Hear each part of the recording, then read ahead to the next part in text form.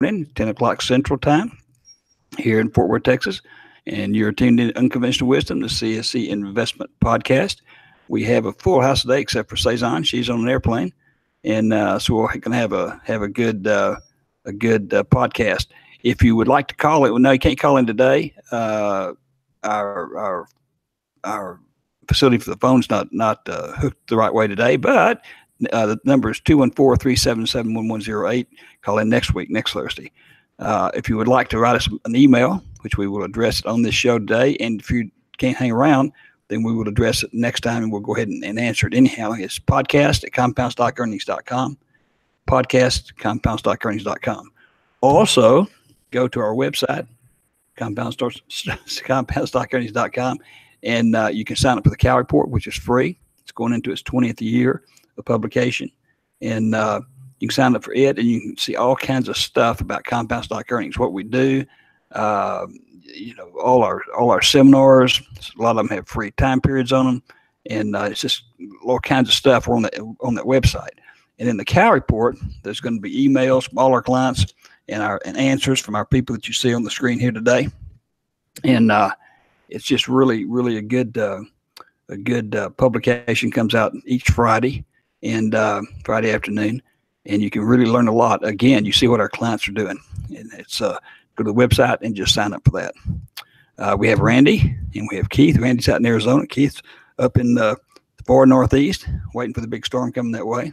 Cezanne, who's not here, she's is usually in Fayetteville, Arkansas. We got Joan over in Rome, Georgia, and Marcus is not here today. And we have John up there in Chicago. And it's interesting. One of my little brief talk about here, which I always do at the start of each show. There's a couple of things going on. One which I've been talking about forever, but the other one is another one I've been talking about forever. And CNBC article here says technology is shaking up the financial industry, and big banks are really in a bind. And technology means all this stuff that's going on with electronics and everything. It's just totally driving the banks crazy, because they're very old, starward type oriented institutions, and they're having a very, very tough time keeping up with what's going on. And there's so many new services coming online, new banks even that are buying for their customers. So that kind of ties in with what I'm going to talk about now, because that's important.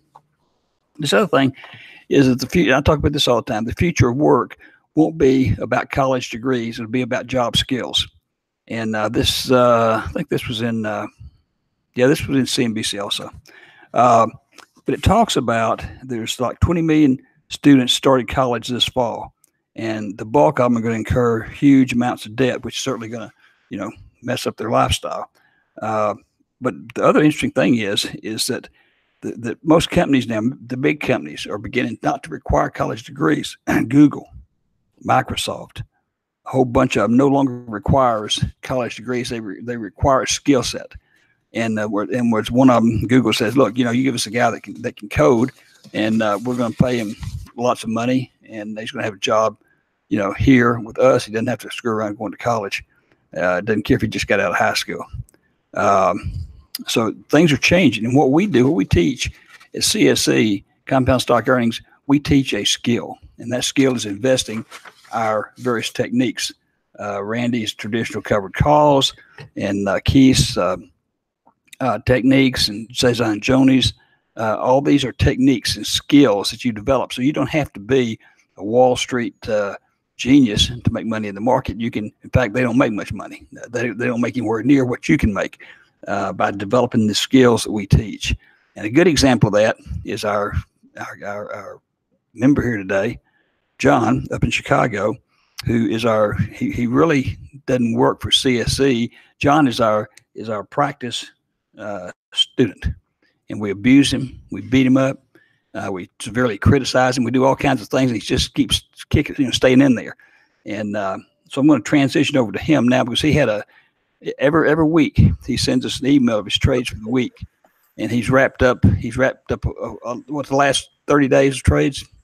Well, I know the one I got, the email I got today, it's just the last week, but you kind of have a summation. You've had no losses or anything in the last 30 days. Why don't you kind of give a overview of what you're gaining from the CSE stuff? Well, I know we don't usually talk about money in number values, but these percentages were very good. I had several low ones because of the high price of the options on Apple this week, but I also got into a couple that yielded over 25%. And the last one yesterday, which was a momentum trade because it went overnight, but then when the market gapped up, and I was really counting on that with all the history going on, but it really capped off the month nicely. But I don't do that as a regular practice. But for the month, I probably made about 50% more than my own investment advisors did in the last quarter for 3 months, with a lot more money than that. So I was pretty happy to have just the regular SEC minimum more than double for the month, and that's kind of where I wanted to get when I first found you guys and started things up. I thought, why should I spend so much money to have somebody else do it when I'm the one that cares about it, and I'd like to be able to control at least a good portion of it. So I'm on the way to doing that, and I hope it works. So we'll see. And you didn't have any losses, which is... I didn't have any losses this month, so knock on wood there. Knock on my airplane there. There you go. And Joni and Cezanne they've had 1-3% loss so far year to date. And with theirs, and Randy, Randy, do you ever have any losses? I don't seem to ever see anything. Right. You don't, or you do? Was that right? Oh, you don't. He's saying no. Okay, I got it. Yeah. And Keith up there, his technique's somewhat different than the others. And Keith, I was thinking about this. In fact, I mentioned to somebody about it the other day. When did we do that seminar that you came down? And it was our 2-day seminar. We had 2 of our clients on one day and 2 of our clients on the other day making the actual presentations. And so we call it our master class. And I think that was about 8 years ago. Oh, was that 8 years ago? Are you kidding me? That long? Yeah. Oh, golly, I thought it was maybe 3-4 years ago. Yeah. What happened was Keith was using his technique. Now I think he's modified it since a little bit. But prior to coming to the seminar, and we put this out to everybody, he brought 1 year's worth of trades, the actual brokerage statements, because nobody was going to believe these returns. And he was shooting for, by the time we had the seminar, to have racked up 1,000% return for the year, or maybe slightly more. He had some terrible thing happen the last week or something, and he only ended up with 950%, 975%. What was so impressive, we knew nobody would believe that. So we had every single page of his brokerage statements were there for people to look over online and at the seminar. So what's changed? Have you modified the technique, or pretty much what you were doing back then? Or it's been so long you've forgotten? Well, that was trading OEX on iron condors, and at the time, and that was back when I was very aggressive and would get close to the money. And if the tick would go one way, I'd move things down a little bit more on the other side to get closer and get more gain. And it was very aggressive trading, so not conservative trading. I'm much more conservative in my trading approach right now. So that's because you've gotten older, right? That's right. Yeah. And what do you figure for year to date? What, 57%?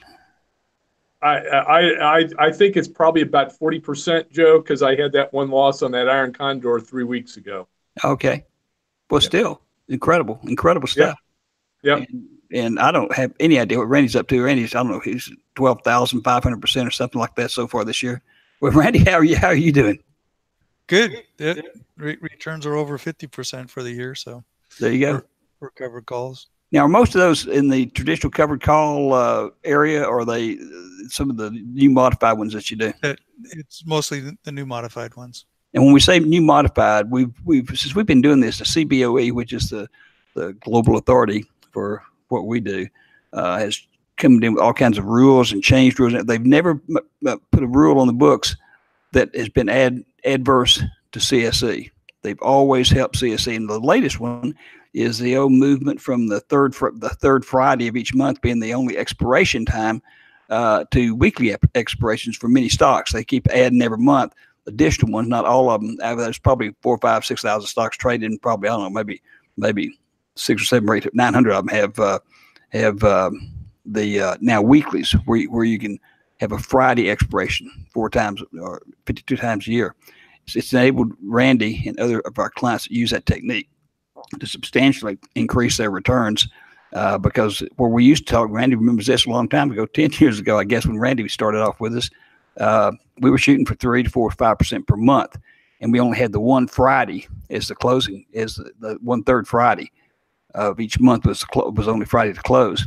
Now he can do deals. He can close them out every Friday if he wants to, and make probably 3 or 4 times what we used to shoot for, which he does get. And it won't be too long. There's always this you have to drink. You've been eating nuts again? I've not had any. I had some yesterday. I shouldn't have done that. Oh, there you go. It's my wife's fault. She keeps them, she keeps them up there in the shelf, and they look so good when I open them. But anyhow, I forgot what I was talking about. Oh, they already have some stocks that close out more than once a week. They have some that close out. SPY, is it 3 times a week? Three times a week, and I believe that QQQ's heading to twice a week. I was just trying to call up that option chain here. Did you know that, Joni? That'll be great for you. You know? Yeah. Well, no, I guess that wouldn't really be great for Joni because she doesn't do. I don't Those think yeah, she's doing she's getting out every single day. But that's the nature of the trade, not any kind of legislated thing. She just gets out every single day. She stays on, so they're never in overnight. And like I say, they've had 3% loss year to date. Yeah, the QQQ doesn't have it. I think it's the NDX that does. NDX. Yeah. Are they going to 3 days? They are They're Monday, Wednesday. Oh, just Monday, Wednesday. Okay. Monday, Wednesday. So typically the QQQ will eventually follow the NDX, but I just noticed that this last week that they've gone to Monday and Wednesday. Huh. Well, that's good, because you never when you do those, you don't particularly like to do them do the Friday ones anyhow, because you don't get stuck over the weekend, right? So, okay, that's good. So things are changing, and they're changing to our benefits. But I think the most significant thing is, and everybody in this meeting right now, this podcast is teaching a skill. And you don't have to have a degree for it. And I think I keep advocating this. When you have some young person like these coders, these guys that are in their teens and getting 6-figure jobs with these companies, never going to college, making tons of money, and they're smart, and they're only in their teens. So if you got a smart kid, teach them, get them subscribed to one of these services, right, and learn this stuff. Then they've got something to do the rest of their life. Then they can go out and do whatever they want to do. They can go to college if they want to. They can become a priest. They can become a nun. They can do anything they want to do because they'll have that skill. And that's what we teach. And that's what the industry, that's what the banking industry, and probably most industries are going that direction. It's going to be skill-based and not degree-based. And because it's just the nature of how things, are working, And so that's why what we're doing now becomes more important as time goes by. I know Dirk has a son that just graduated high school, smart kid, and he learned this technique years ago. And I don't think I don't know how much he uses it. He kind of discovered girls and stuff, so I don't know, how much he uses it now, but he certainly knows it. And Dirk used to make him, the kid wanted to buy an iPhone. Hey, go do a trade, get your money, that way. And so he's out now, and he's going to do well because he's smart, and he's got this as a skill. He can, if he goes to college, if he doesn't go to college, whatever he does, you can always fall back on this because it's a skill you don't forget. And that changes over time, and it only gets better. For instance, the commissions used to be astronomical back when about the only broker was E-Trade, and now they're practically, in fact, they are nothing. There are a few Wall Street firms now that are zero-based commissions, and a couple of others that have become very large, zero-based, no commissions whatsoever. And the nice thing about our techniques, and all these people teach them, when they teach them, you can you can follow them, and you can do it virtual trading, which means you don't risk a penny. A long time ago, and Randy remembers this, we used to tell people, look, don't put in much of your own money. Maybe if you got a lot of money, put in $5,000-10,000, but not much until you learn this stuff. Well, now you don't need to do that, because the virtual trading is the exact same thing. And when you subscribe to their services, all of them here today, if you subscribe to their services, you're going to get their trades as they do them. They're real trades. You're going to get them as they do it, as they do them, before they enter the trade, and then you're going to get the trade to get out of the trade. And you're going to get them instantly on your screen, your trading screen, and on your smartphone. And you're going to get an email to file of the trade. So, you just don't learn this stuff. If you don't have, any confidence, you don't need confidence, because you're going to get confidence if you're successful with virtual trading. That was a lot to say, and held my breath the whole time. So, was anybody else have anything to say? Nobody? Everybody quiet? Keith, nothing? You usually say a lot. Nope. Well, I got Randy on to fill that in today, so I'll let Randy have some time. Okay. And Randy, go ahead, Randy. I'm sorry. Watch out for the volatility the next few days. That's right. These earnings, right? Yeah, well, there's the employment numbers tomorrow, and then the election on Tuesday night, and then the FOMC meeting results on Thursday. So in the next week, there's a whole bunch of stuff that could cause the market to change dramatically. Well, I know Cezanne doesn't trade Apple. Does she, Joni, did she trade any Apple during the week of earnings announcements, or what? No. She didn't. She didn't trade all week. Yeah. Yeah, Apple announces earnings tonight. Yeah. And like Randy said, it's just so many things leading to the volatility. And the beautiful thing about all these techniques is that it doesn't make any difference when you get up in the morning and you hear, the market's down. Well, I hear the market's up. It doesn't make any difference, because the techniques are adaptable, going either direction. And you're not day trading. You're not speculating. You're not going out there and guessing what's going to happen. You're using our rather sophisticated charting systems to tell you exactly and precisely when to get in and when to get out of trades. And whether you want to be in and out of them in 5 to 10 seconds, like say Zan Joni, or you want to have longer trades like Randy's, where you can set them for a month if you want to, or like ever if you want to.